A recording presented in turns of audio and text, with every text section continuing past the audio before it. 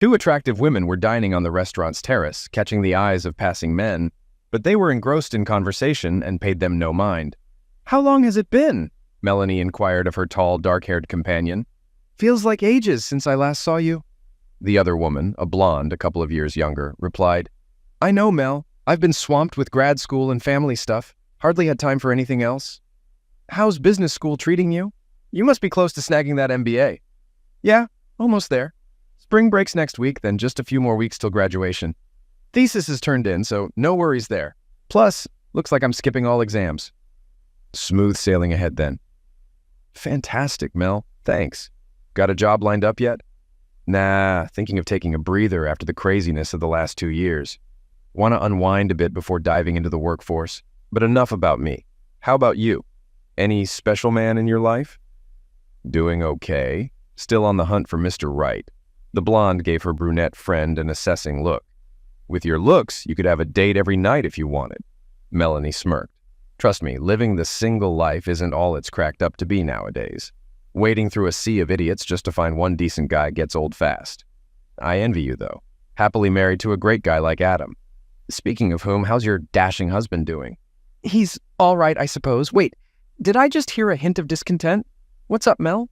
Things not all rosy in your world?" The blonde shook her head. "Not exactly trouble, just Adam's been swamped with work lately. Hardly any time for us, and when we do, our entertainment budget's tighter than ever. Well, he dedicates all his time to building his company for both of you, and grad school, well, it's probably not cheap." "I get it, and I'm grateful, but sometimes I just miss the carefree fun of school. Everyone talks about parties and bar meetups, and here I am, stuck at home watching TV reruns." Her dark-haired friend gave her a knowing look. Any specific person at school you're itching to party with?" Melanie chuckled. "You always see right through me." Leaning in to avoid being overheard, she confessed, "Actually, there's this freshman, Carl. He's really sweet." She blushed. "And he's definitely into me. Whenever we're together, he always compliments how good I look and how well I'm doing in school." Gary shook her head. "I don't think Adam would be thrilled about this." "It's just innocent flirting, nothing serious. But you're right. Adam wouldn't approve. That's why I won't tell him." She shifted uncomfortably. "But I can't help but miss the freedom of my single days. It was so exciting, meeting different guys. I miss it. Be careful, okay? You got a great husband. Don't risk losing him. Adam won't take kindly to any fooling around. And if he ever found out, plenty of women would be lining up to console him." I know. I want to spend my life with him, start a family. I just wanted a bit of fun before things got too serious." Lowering her voice, she leaned closer again. "Speaking of Carl, he asked me to go to Florida with him for spring break. If I could guarantee Adam wouldn't find out, I'd consider it." She laughed it off. "But it's just a fantasy. It could never happen." Jerry sat down, contemplating Melanie for a moment. Finally, she nodded, as if she had a plan. "Don't be so sure. I've got an idea how you could pull it off." Melanie sighed, a mix of disbelief and excitement. "Are you serious? You'd risk your marriage for a fling? If I could be certain Adam wouldn't know, maybe. But you're just teasing me, Gary. There's no way I could get away with it." "Yes, and it's actually pretty straightforward." Jerry began to outline each step with her fingers. "First, you make a new Gmail account under a fake name like Good Friend. Then, you use it to send Adam an anonymous message, warning him about his wife's supposed affair." "Wait, do I admit to having an affair? This sounds insane." "Why would you do that?" Jerry kept her tone even. "More like you'd suggest Melanie's cheating with someone Adam doesn't know and can't easily check. And what's the point? It'll just make Adam suspicious of me." "Exactly. But when he can't find the mystery guy, he'll have to confront you, demanding answers." "But I don't want him to doubt me." "No, you don't. So when he confronts you, you act furious, accusing him of mistrust. You'll be so upset that you'll want to break from the marriage. Doesn't your mom live in Florida?" Melanie was caught off guard by the sudden turn. "Yes. Why? Oh, I see." You tell Adam angrily that you're going to Florida to sort things out with your mom. Then while he's here, frantically searching for the phantom lover, you're in Florida with Carl, having your own little fling. "How do I explain this to my mom?" Jerry rolled her eyes. "You don't. In fact, you don't even see her while you're there." "But what if Adam calls her? Tell him not to. Make it clear you need space to sort things out. Warn him not to contact you or your mom while you're away. Tell him if he does, you might not come back." Melanie pondered her friend's plan for a moment, then her face lit up. You know, Gary, I can see this working. But what about when I come back? It's easy. By then, Adam will miss you like crazy. And since he can't find the mystery man, he'll realize it's all a hoax. He'll feel guilty and beg for forgiveness. You'll forgive him, and things will be back to normal. You'll have some fun, and you and Adam will be closer than ever. What about the supposed guy I'm supposed to be seeing? Maybe I should just make up a name for him. You could, but it'll be more believable if he's real. Pick someone totally off limits, like an old guy or someone far away or even deceased. That way, if Adam tries to find him, you're in the clear. Hey, I think I've got it. There was this creepy professor back in my first year of grad school. He must have vanished because I never saw him again. How does that sound? Perfect. Melanie reached across the table, squeezing her friend's hand. You're amazing, Jerry. I'm so pumped. I really think this is going to work. She hugged herself, trembling with anticipation. I can't wait to tell Carl. Adam returned to his office, sinking into his worn swivel chair. He rubbed his forehead, anxiety clouding his thoughts. If those parts don't arrive soon, we'll miss the prototype deadline. After the foreman left, Adam pondered a backup plan. His email chimed and he eagerly checked his inbox, hoping for good news. But the subject line regarding his wife nearly made him delete the message. Curiosity won and he opened it. I'm sorry to say, but Melanie's involved with Professor Bellingham. Thought you should know, friend. What in the world? Stunned, Adam read the message again, struggling to believe it. This can't be right. Melanie wouldn't do this. Someone's trying to stir up trouble. But who and why? He almost deleted it, but paused. I can't ignore this. It's probably a mistake, but I have to know. Angrily, he hit reply. Who are you? Why make such an accusation? What evidence do you have? He fired off the message, staring at the screen in frustration. This won't get me anywhere. No way to trace this person or when they'll reply. I need to find out about this Bellingham. He scoured the university's site, but found no mention of the professor. Frustrated, he widened his search to other schools nearby, but came up empty-handed. This is maddening, he muttered, feeling powerless. Did my buddy just invent a name? He Googled it, but the results included 2 females, none local. I knew it was fake. Someone's pulling a prank or trying to drive me nuts. Yet I couldn't bring myself to delete the letter. Now that it's sent, doubt gnawed at him. What if she's cheating? I didn't see any signs, but that doesn't mean much. I've been swamped at work, barely spending time with her. Maybe she's upset because I've been neglecting her. I remember turning down her fun ideas sometimes. But dang, I'm putting in nearly 70 hours a week for the business. Doesn't she get it? Can't she see it's for us? And we can't afford extravagance. Her tuition's skyrocketing, and I'm pouring money into the business. Yet maybe I neglected her. Feeling guilty, he checked his calendar, finding no recent meetups. Damn. But guilt turned to anger. I may not have given Melanie all she wanted, but that doesn't justify cheating. We discussed sacrifices for the business. She agreed then, so she can't complain now. His thoughts were interrupted by the foreman's arrival. Hey, Adam, great news. The parts we needed just arrived. Thank goodness. All right, we need to unpack them and get them to the workshop ASAP. After the foreman left, Adam took a deep breath. Well, at least one crisis is avoided. He smirked. Guess I can devote more time to my wife. After more futile internet searching, he leaned back, contemplating. If Mel's really having an affair, it must be someone from the university. Maybe my buddy got the name wrong. Or perhaps the university didn't list him. He found the HR phone number. When the secretary answered, he inquired about Professor Bellingham. Which department? I think it's the business school, but not sure. After a pause, she apologized. No Bellingham in the business school, other departments? Another sigh. Please hold. This time the wait was longer. When she returned, her tone was curt. No Professor Bellingham here? A thought struck him. Maybe he left a year or 2 ago. I can only confirm current staff. Why? University policy, sir. Anything else? No, you tried, he said, holding back sarcasm. He tried the business school dean, but got nowhere. By now, his head throbbed. Need a drink, he muttered, hanging up. Then he called Gary. Hey, can we meet at Macy's after work? I need advice. No, can't talk about it now. Okay, see you at 6. At Macy's, Adam found Gary at a quiet table with wine and beer. He kissed him on the cheek. Thanks for the beer and, more importantly, for coming. As they sat, Gary studied him. All right, Adam, spill. Business trouble? Unsure where to start, Adam hesitated. Do you know a Professor Bellingham? Gary shook her head. Bellingham? Never heard of him. He sighed and handed her a printout of the email. I got this today, he said. She swiftly perused it, sighed, then read it again. Poor Adam, she said sympathetically. No wonder you didn't want to discuss it over the phone. What are your thoughts? I'm torn, Jerry, he replied. Can't fathom it's true, but can't ignore it either. I spent the day trying to find this elusive Bellingham at the university, but hit a dead end. Now I'm lost. Can't afford a detective, no time for sleuthing. That's why I turned to you. You've been a steadfast friend to Melanie and me. What's your take? She took another sip of wine, then gave his hand a quick squeeze. Essentially, you're asking if I think she's having an affair.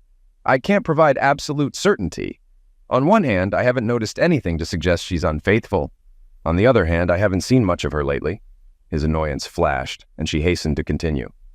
You're aware that some people thrive on stirring trouble, or perhaps you have business rivals who seek to distract. There may be other possibilities I haven't considered. What's clear is you can't ignore it and hope it vanishes. I know how strongly you value marital fidelity, and any suggestion of a rift in your marriage will gnaw at you. If left unaddressed, doubt will corrode your relationship with Melanie as effectively as infidelity, she said. I understand your dilemma, Gary, but what's the solution? I believe you should show this to Melanie. She deserves to know she's been accused of infidelity and should have the chance to explain. After all, Adam, if someone accused you, wouldn't you want to know? He sat silently, then nodded. You're right. Keeping this from Melanie will affect our relationship. Ultimately, it could drive us apart as surely as if she had truly betrayed me, he said. He rose and embraced her. Thanks for helping me sort through this, Gary. I don't know what I'd do without you. You both mean the world to me. Adam, if there's anything I can do, just say the word. He nodded gratefully and headed for the door as she watched him go. When he arrived home, Melanie was already there, waiting for him. Where have you been, Adam? I tried to call you, but you didn't answer, she questioned. Ignoring her query, he grabbed her hand and guided her to the couch, sitting next to her. I need to show you something, Mel. Something that's really confused me, he explained. As she sat down next to him, she appeared anxious while he handed her the printout. I received this email today. Can you make sense of it? She quickly read it, then, to his shock, she stood up and began shouting. Do you think I'm cheating on you? I can't believe this. You hear one accusation from someone anonymous and suddenly I'm accused of cheating? No. No, darling, I'm not blaming you for anything. If you're not blaming me, then why did you show me this nonsense? She grabbed the printout, crumpled it, and threw it at him. You might as well stab me in the heart. This deeply wounds me. You trust someone too scared to even sign their name over me, your wife, she declared, grabbing her bag and heading toward the door. I can't even face you right now. I'm leaving, and I don't know when I'll return. With that, she stormed out, slamming the door behind her. Oh, damn, I didn't see this coming. Now things are even worse, he moaned, sinking back into the couch and burying his face in his hands. As he sat there, Adam's initial thoughts were defensive. Why was she so upset? She didn't even let me explain. I didn't accuse her of cheating. I just showed her what someone else claimed, that's all. But he realized the truth before he finished. If Mel had shown me that note, I probably would have lost it too. But what could I do? Pretend everything was okay? Jerry was right. I can't just dismiss the letter. It wouldn't be fair to Mel or to me. Even though he spent the rest of the night pondering the issue, he was no closer to deciding what to do than when he began. He knew he and Mel needed to talk, but he couldn't even decide what to say to her. All he knew for certain was that he wanted to bring his wife home to try to repair the relationship. Emotionally drained, Adam was determined to stay awake until Melanie returned. However, after another hour of waiting, exhaustion overtook him, and he drifted off to sleep on the sofa. Sometime past midnight, the sound of the door opening jolted him awake. As he stood up, Melanie entered the living room and fixed him with a stern look, hands on her hips. Mel, we really need... She cut him off sharply. I don't want to talk about this now, she said, her tone final. You can spend the night on the couch, and we'll discuss it in the morning. Without waiting for a response, she turned and marched down the hallway to their bedroom. Hearing the door slam shut, he groaned and settled back on the couch, hoping sleep would claim him again. It took a while. Adam usually rose early for work, but he felt compelled to wait until Melanie appeared so they could talk. Brewing coffee, he sat at his laptop, skimming the news. Nearly 8 o'clock, Melanie entered the kitchen, dragging a suitcase behind her, shocking Adam. Where are you going, Melanie? I thought we were... She raised her hand, cutting him off. It's a shock, Adam. This shakes our whole marriage. I need time alone to process. Spring break starts tomorrow and I'm going to Florida to visit my mom. I'll be gone all week, returning next Monday for classes. During my absence, I don't want to hear from you. No calls to me or my mom. Got it? He nodded, feeling helpless. I'm serious, Adam. If you try to reach out, I might not come back. Understood? Another nod. Okay, she said, and left, dragging her suitcase to her car. Stunned, Adam sat for minutes before dragging himself to shave and change, then drove to work with a heavy heart. Upon arriving, good news awaited him. His foreman efficiently distributed the missing components, and testing proceeded without issue. At least the business won't crash today, Adam muttered bitterly to himself. Unlike my marriage. In the afternoon, while working on a spreadsheet, he received a call from Jerry. I was worried and wanted to know how you were doing. How did it go last night with Melanie? Oh, well, it's a long, sad story, he said, feeling dejected. Oh, that doesn't sound very good. Maybe we can get together to discuss this again over a drink. That would be great. Jerry, same place. Okay. Before leaving, he checked his email again, but there was still nothing from Gudfreen. At the bar, Jerry saw the dark circles under Adam's eyes right away. Adam, looks like you didn't sleep much last night. What happened? Taking a big sip from his beer, Adam talked about the fight with Melanie and her leaving. The next day, Jerry looked at him with sadness and guilt. Oh, Adam, I feel awful. You listened to me and it turned out all wrong. No, Jerry, I thought about it a lot, and I believe it was the only choice. I didn't expect Mel to react so strongly, but I couldn't hide the letter and act like nothing happened.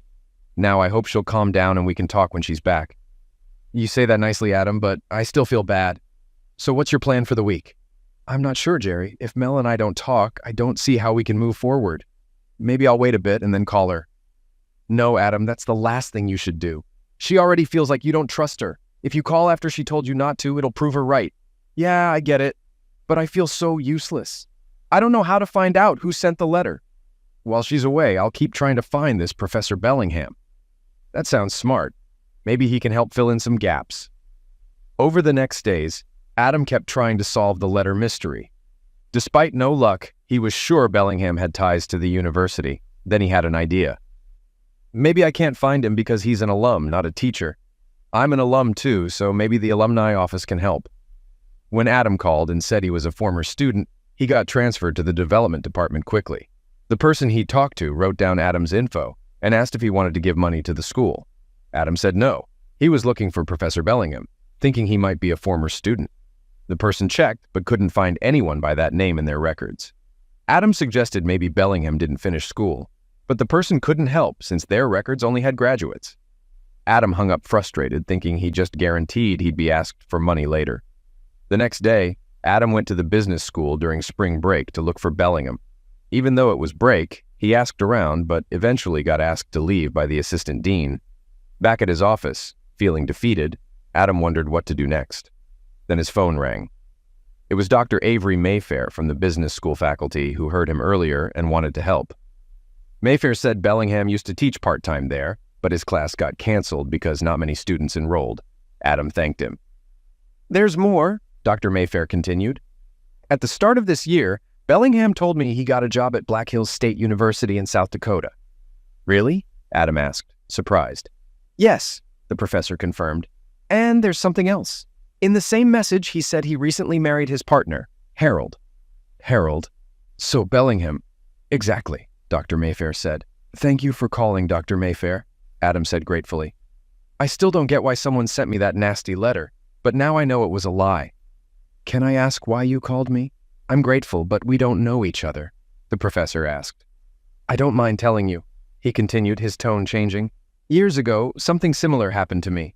My wife left me for someone else, so I understand how you feel. Thankfully, this time it was just a false alarm, but if it were true, I'd have told you. Thanks, sir. I really appreciate what you did. That night, Adam called Gary to share the news. I still don't know who's trying to mess up my marriage, but I'm sure now Mel isn't with Professor Bellingham. Can you trust Dr. Mayfair? Gary asked. Definitely. I checked him out after our call. He's on the business school faculty. He seems respected and older, maybe around 60. I also looked up Bellingham on the Black Hills website. He's there too. That's good news, Adam. You must feel relieved. Yeah, I do. But now I'm not sure what to tell Mel when she comes back. It's simple, Adam. From what you said about your argument with her, she didn't give you a chance to explain. When she returns, tell her you never doubted her. Say you knew about Bellingham and found him as soon as you got the letter. But because she reacted strongly, you couldn't tell her. If you handle it right, she'll apologize to you. I'm not sure, Jerry. Things weren't exactly like that, Adam said uncertainly. Gary heard a smile in his voice. Come on, Adam. Is it really so bad to bend the truth a bit to get what you want? Before leaving town on Sunday, Melanie called Gary. Hey, I just wanted to check on Adam before I come home. I'm nervous about what I'll find. You owe me big for helping you while you were wrapped up in your affair. With some luck and my help, you'll reconcile with Adam, and your marriage will be better, Gary assured her. Melanie told him about her week, ending with Adam finding Bellingham. If you handle it right, Adam will apologize, you'll apologize, and everything will be normal again. There was silence. What if I don't want things to go back to normal? Gary was confused. What do you mean? Just last week you had an epiphany. Carl, the guy you're with, makes you laugh, and he's great in bed. You haven't felt this happy in years. You want to keep seeing him until the semester ends. Come on, Gary, you have to help me figure out a way to make this work. Hold on, Melanie. You're already taking a big risk by going off with this guy for a week. If you try to keep the affair going here in town, you're really pushing your luck, girl. Maybe, but you've got to admit your little scheme worked like a charm. I bet you can come up with a plan for me to do it again. Come on, Jerry, please. This guy is really something. I was afraid something like this might happen. There was a prolonged silence. Okay, Jerry said slowly. I can come up with a plan to get what you want. But you need to understand, you're putting your marriage to Adam at risk. He's a good guy, Melanie. He's dedicated, faithful, and a real family man. Men like him don't come around every day. Are you sure you want to gamble it all for a bit of excitement in the bedroom? Melanie chuckled. You get me going with, I can come up with a plan. Okay, but don't say I didn't warn you. Now, here's what you need to do. Do you still have that email account you set up? Of course. You told me to keep it active. Good, because you need to send another letter from your supposed good friend. But this time, send it to yourself, to your regular email. Okay, but what should the new letter say? It's the same as the last one, but this time you'll write that Adam is having an affair with me. What? But that's not true, and Adam knows it. How does this help? It's simple. The first letter accused you of infidelity. Adam found out you couldn't have cheated with Professor Bellingham, but he might still have doubts about your fidelity. Wait, Gary, didn't you say a letter about Bellingham would give me leeway with Carl? That's right. But after he gets the second letter, he won't have doubts. He already knows you weren't involved with Bellingham, and he's sure he's not having an affair with me. Clearly, the so-called good friend is a liar, so Adam won't doubt you anymore. This means you can get away with almost anything without raising Adam's suspicions. There was silence on the line. Melanie then exclaimed, Jerry, you're a genius. I don't know how you came up with this, but you just gave me a pass I can use for the rest of the semester. There are 2 more things you need to do, Melanie. First, make sure Adam tells me about the second letter. Okay, but why? Because then I can reinforce that you're trustworthy and this mystery friend isn't. Ah, got it. He respects your opinion, so he'll listen to your advice. What else? After you send the message to yourself, remember to log out of your good friend email account. What if Adam stumbles upon it? Oh no. Actually, you should probably sign out of both your email accounts when you're not using them. You don't want Adam to find love notes from Carl, right? I've warned Carl never to email me, but that's still smart advice. Better safe than sorry. Returning home from work that evening, Adam was alarmed to find Melanie in tears. What's wrong, Mel? What happened? He asked, rushing to her. Oh, Adam, it's happening again, she said, tears in her eyes, handing him a copy of the letter. Damn it, he swore after reading the accusatory message. You know that's not true, right? Of course. I know you'd never cheat on me, just as I'd never cheat on you. And even if you did, I know it wouldn't be with Gary.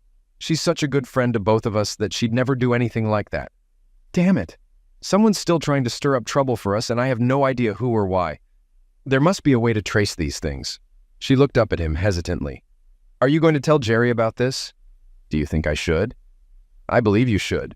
Whether you like it or not, she's now involved. It wouldn't be fair to her if you didn't inform her about this. The next morning, when Adam called, Gary answered cheerfully. Well, how are the lovebirds today? Adam's tone was serious. We're okay, Jerry, but there's something new I need to discuss with you. Can we meet after work? I actually plan to work from home after lunch. Can you come over? Sure, great. I'll stop by between 6:30 and 7. When Adam arrived at her apartment in the evening, Jerry immediately noticed his solemn expression. What's wrong, Adam? I've been worried since you called. He shook his head. I'm really sorry, Gary, but it seems you're now involved in this situation with Melanie and me. Confused, she looked at him. He handed her a copy of the latest letter. After reading it, she looked at Adam in despair. But this is absurd. We're not having an affair. I would never do that to Melanie. I hope she knows that. He nodded. She does. In fact, she said the same thing to me. Gary shook her head, puzzled. That's a relief to hear. But what do you think all this means? I think someone is determined to cause trouble between Melanie and me. First, a warning about the professor, now this. The only explanation I can think of is that I have an enemy, perhaps a business rival, but I have no idea who it could be. Anyway, since you're now involved, Mel and I decided you should be informed. I'm glad you did, Adam. You're always so considerate, but I'm not sure what we can do about it. Unless this mystery person does something obvious or slips up, involving the police might not help. I agree, Jerry, but it's frustrating. I'm tired of all this confusion, and I just want whoever it is to leave us alone. How is Melanie taking this? She's very upset. She was in tears when I got home. I'm not surprised, especially after the first ordeal. Look, Adam, I think Melanie is pretty fragile right now. With all of this and nearing graduation, she's probably on edge. You need to take care of her as much as possible. Do you think we should block all emails from this account? That might be a mistake. If they send anything else, you'll want to know. You're right. But how can I protect Mel? Well, if you receive another letter, I wouldn't tell her immediately, if at all. You could monitor her email on your laptop whenever possible. If another letter comes, you can forward it to yourself before she sees it. That way, you won't have to involve her. Yes, I think that's a good suggestion. He stood up. I'm truly sorry you got pulled into all of this, but if this is meant to be an apology, then I don't need one. You mean a lot to me, and I'll do whatever I can to assist. He smiled appreciatively. I should head home now to check on Melanie. Starting to leave, he paused, embraced Gary, and planted a kiss on her cheek. Thank you for being such a great friend. Your support throughout all of this means a great deal to me. Upon returning home, Adam was pleasantly surprised to find Melanie in much higher spirits. The following morning, she seemed even more cheerful and rose early to have breakfast with her husband. It's a rare treat to see you before I head off to work, Adam remarked. Well, I wanted to make sure I said I love you before you left this morning, she explained, planting a kiss on him. Oh, and by the way, she continued, I wanted to mention that I'll be attending a lecture on campus this evening. A few girlfriends and I are planning to grab a bite afterwards, so I might be home late. Sure thing, Mel. Everything's all right here. We've got plenty of leftovers in the fridge, so I can snack on those. Thanks, honey. If we miss each other, I'll probably swing by after class to drop off my things and change clothes. Have a great evening. Aware that Melanie wouldn't be home, Adam decided to stay at the office later than usual. Business was looking up, with a potential large client expressing interest in their new product samples. Things are starting to make sense now. I just need to get to the bottom of who's behind these email games with Mel and me, he pondered. He couldn't stop thinking about the mysterious good friend as he walked into the house. Heading towards the bedroom, he saw Melanie's laptop on the table. She probably didn't need it for the lecture, he thought. Then he remembered Gary's suggestion. I wonder if she still checks her email. If she does, then we need to see if she's received anything new from this idiot. He opened the laptop and saw that the email page wasn't open. Clicking on the Gmail link, a window popped up asking him to choose an account. He saw Melanie's email, but she was logged out, so he started to close Gmail. But before he could, he noticed a second account named Good Friend. Shocked, he stared at it. Trying to open it, Google asked for a password. Without it, he closed the tab and slumped into his chair, trying to understand what he found. Why does she have an email with that name? Gmail doesn't allow duplicate addresses, so Melanie must have sent those letters. But why? Why would she accuse herself of an affair? Then it hit him. It was a diversion. She wanted me to chase after some gay professor while she was with someone else. Another thought came. Her trip to Florida. When I confronted her, she acted mad, saying she needed space and was visiting her mother. But did she really? Quickly, he called his mother-in-law. After some small talk, he asked, Melanie and I were thinking of visiting next month. Would that be too soon? Not at all. It's been ages since I saw you. Please come whenever, she said. She Gritting his teeth, he replied, "Great, we'll be in touch." After hanging up, he cursed quietly. Melanie is so deceitful. Where did she go? And who was she with? Damn her. Then he recollected the last letter, the same one Melanie had received. What was the purpose of this, damn it? It must be another distraction while she goes to lectures with her friends. What a despicable, lying woman. Curiosity gnawed at him, prompting him to investigate what she wore when she went out. He hurried to the bedroom and sifted through his wife's underwear. Despite struggling to remember every detail about Melanie, he almost gave up. But a sudden suspicion gripped him, leading him to double-check one particular item, a garter belt. It was missing. Frustrated, he searched for a suitable bra and underwear, only to find them gone as well. Out for dinner with her friends, huh? He replaced everything and returned to the kitchen table. So be it. You enjoy sabotage and deception. Well, two can play at this game.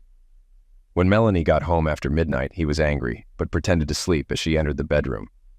He held back from confronting her when he heard the shower, sarcastically thinking, who knew lectures would be so sweaty? The next morning, Adam got up very early and left for work before Melanie woke. He left a note by the coffee pot. Hope you enjoyed the lecture. I had an early meeting at work and might be late today, so don't wait up. Adam had a busy day, but not with work meetings. He did errands at lunch and came home with some purchases to get ready. Then he had 2 meetings in the afternoon. Later, he went out for dinner and a movie. Melanie was asleep when he got back to bed, trying not to disturb her. But when she woke up, Adam was waiting. I thought you left for work already, she said, taking the coffee he gave her. I wanted to see you before I leave. I have a flight to Detroit at noon. I'll be gone a few days. That's rare. When will you be back? Friday night, maybe Saturday morning if things go well. Can you manage while I'm gone? She smiled. I'll be fine.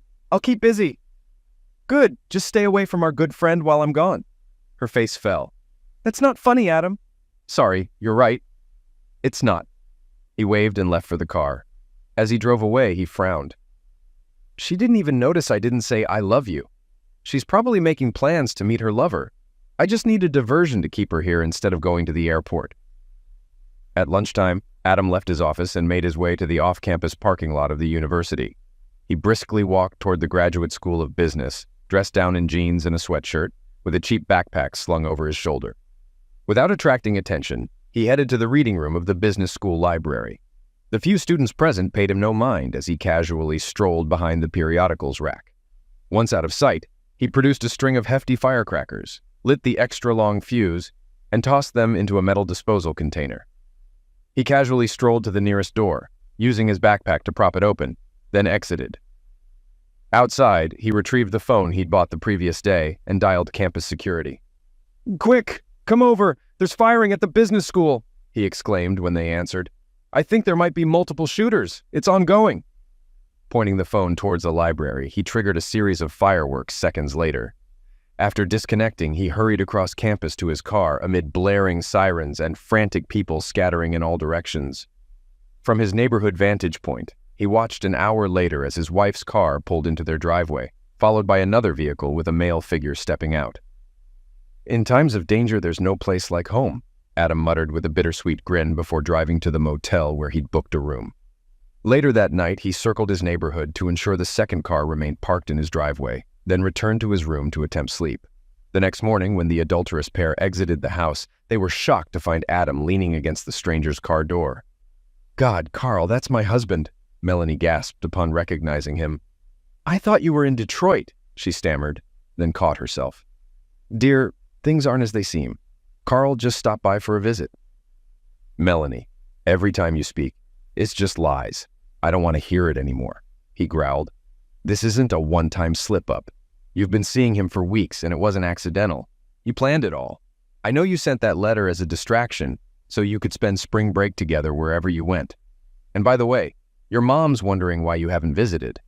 I guess you were too preoccupied with this garbage, he gestured at the sullen man, to bother seeing her. Turning to Melanie's lover, he swiftly snapped several pictures with his phone. When the man realized, he snarled, clenched his fists, and took a threatening step forward. Easy now, Adam warned, raising a hand, causing the man to back off. Adam turned to Melanie with a smirk. Seems your boyfriend's more lover than fighter. His tone hardened. Grab your things from the house and leave. Don't be here when I return, Mel. I meant it when I said I never want to see you again. Adam, please, she pleaded, collapsing onto the driveway in tears. He paid her no mind and headed to his car, while she sat on the driveway, her hands covering her face as she wept. En route to his office, Adam made a stop at a dumpster, disposing of his phone and the toy weapon tucked in his pocket. Glad these things look so real, he grinned coldly. Back at his desk, Adam emailed one of the photos he had taken. Surprisingly, he received a call shortly after. "This is Dr. Mayfair. Did you just send me a photo?" "Dr. Mayfair, forgive the intrusion again, but do you know the man in the photo? His name might be Carl. Is the woman beside him your wife?" "My ex-wife, to be precise. Lovely woman. I recall her being in one of my classes last year. As for the man, I recognize him. He's Carl Mannheim, one of my dissertation students." "Carl Mannheim. Good to know, doctor. I have some business to attend to with Mr. Mannheim." "So, he's the serpent in your Garden of Eden?" "In a manner of speaking. But my Eve wasn't exactly innocent."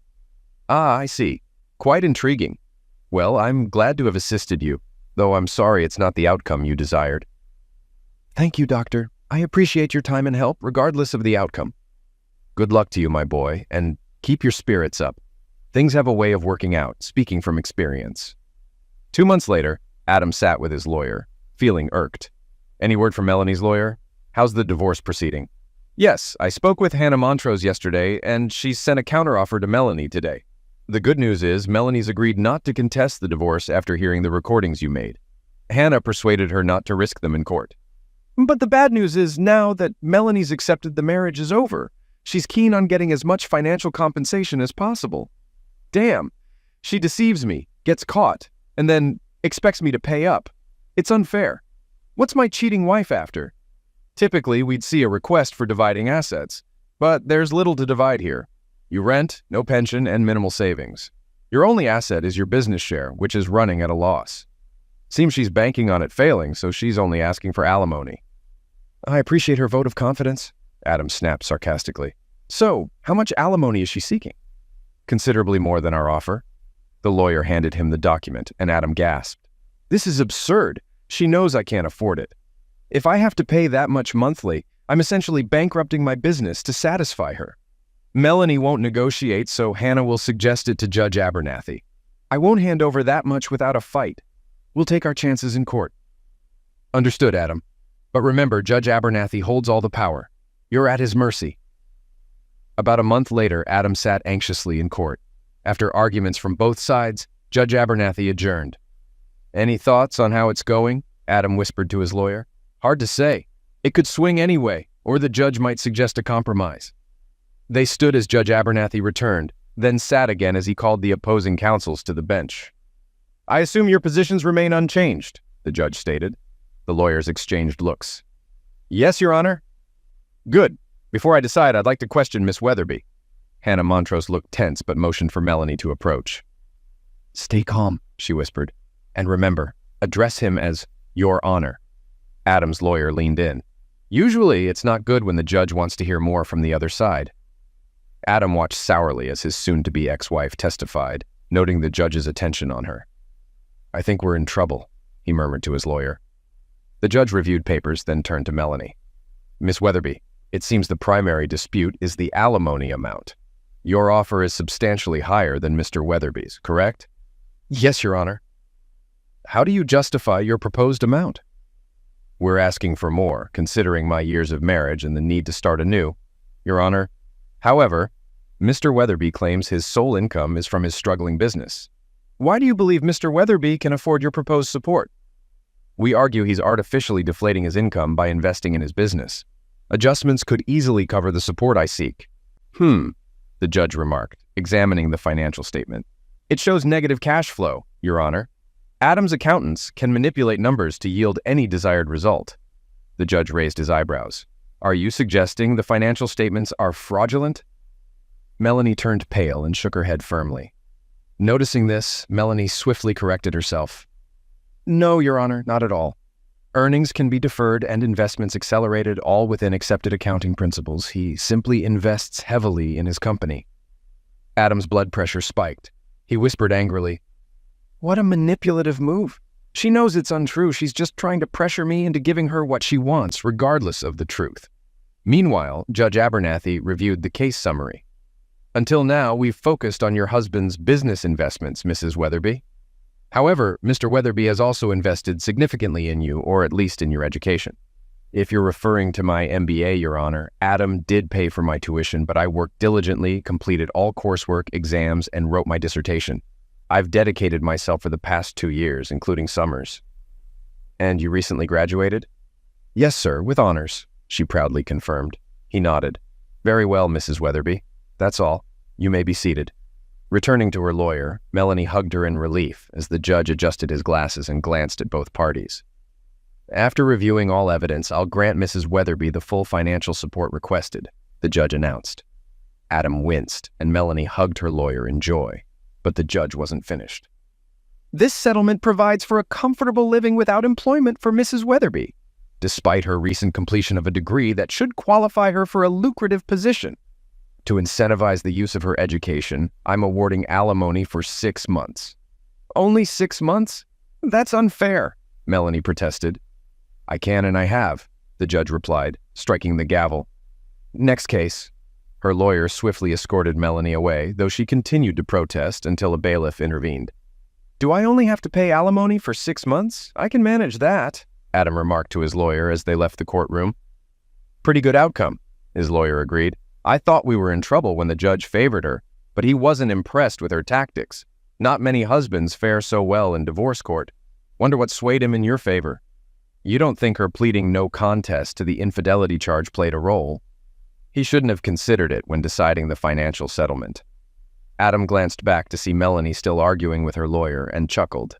Well, whatever it is, I'm satisfied with the outcome. At that moment, a hand rested on his shoulder, and Adam turned to see an elderly man, vaguely familiar.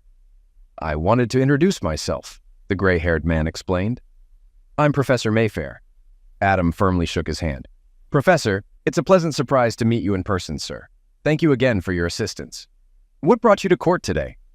The elderly man smiled. After our talk, I became curious about your case, so I decided to drop by and see how things turned out. His smile widened. It also gave me the chance to speak with an old friend of mine, Judge Abernathy. He shook Adam's hand again. I'm glad things worked out for you. If I can help in the future, I'd be glad to. He winked. Us divorced husbands need to stick together. As the professor left, Adam watched him go. Interesting, he muttered, then shook his head. Out of the corner of his eye, he thought he saw Gary in the crowd, but she vanished when he looked. It took a while before she dialed a familiar number on her phone, and when it was answered, she hesitantly said, Hello? Jerry, it's me, Melanie. Melanie, what a surprise. Haven't heard from you since you moved to Florida. How are you? To be honest, it's been tough. That's why I called. I needed someone to talk to. Sure. Tell me how you're doing. Are you working? That's part of the problem. Thought my MBA would land me a job, but employers here value experience more. Most offers I got were internships. Wow, that sounds tough. So where are you now? When alimony ended, I was desperate. Tried admin work, but it was terrible. Now I'm in financial advising. That's why I called. I can help analyze your finances if you're interested. Many overlook this. There was a brief pause. Oh, Melanie, I'd like to assist you, but my finances are stable right now, and I'm pretty confident about the future. I don't think I need help. I understand. No worries, Jerry. I hear that often, but I thought I'd give it a shot. It's tough to break into this industry. In fact, I had to move back in with my mom to cut costs. Are you living with her now? What about you and Carl? Don't mention him. We split shortly after moving here. You broke up? What happened? It was awful. Carl dropped out of school, his thesis got rejected, and he refused to work. He became bitter and aggressive, so I had to involve the police. That sounds rough, Melanie, but now you're free. You can go out, meet new people, and have fun. Remember how much you missed that when you were married? Melanie sighed. But outings require money. Gary and I aren't well off right now, and going out isn't as glamorous or exciting as I thought. Actually, there are more creeps than good guys. Changing the subject, Melanie asked, How about you, Jerry? Anyone special? My life's taken a turn. I'm getting married next month. Married? That's incredible. Who's the lucky guy? You know him. It's Adam. Melanie, Adam and I are engaged. My Adam? Are you engaged to my Adam? You can't do this. I already did. We'll have a small ceremony at our new home, then head to Paris for our honeymoon. New house, honeymoon in Paris. Can Adam afford all that? Not only has my situation changed, but Adam's has too. The same month you moved to Florida, he landed a big order he'd been working on. After that, his business took off. His new product is in high demand in the auto industry. And there's more. Earlier this year, a large manufacturer made him an offer to buy his business for a fortune. He agreed, and the deal's closing next week. So, you see, our financial future is secure. Melanie could barely speak, but Gary persisted, her tone now altered. You know, Melanie, all of this could have been yours if you were content with what you had. I warned you from the start about the risks of your affair, and I cautioned you that there would be other women ready to step in if your marriage crumbled. But you were the one who encouraged me. You even came up with the plan. Suddenly, Melanie's voice rose in shock. Oh my God, Jerry, it was you. You orchestrated everything from the beginning. I just shared an innocent fantasy with you, and you manipulated me into acting on it. You deceived me into thinking I could get away with an affair. Melanie, you're exaggerating. I didn't make you do anything against your will. I merely provided you with the opportunity. And no, I didn't tell Adam about your lover. I simply set things up so they'd unfold as I wanted. I trusted you, Gary. I thought you were my friend. Gary chuckled. You know what they say. All's fair in love and war. You won't get away with this. I'll make sure Adam knows what you did. You're a schemer. I'm sorry, Melanie, but I have plans with Adam tonight. I'll block your number after we hang up. You're despicable. Meanwhile, Jerry welcomed her fiancé home with a kiss. Adam mentioned receiving a letter from Melanie. Really? Jerry replied casually. I almost forgot about her. What'd she want? Adam glanced at Jerry neutrally. She claims you orchestrated everything to break us up. Pretty wild, huh? Jerry took a look at the letter and smirked. Poor Melanie. She could have made her little jealousy act more convincing if she signed it. Good friend. It took him a while to stop laughing.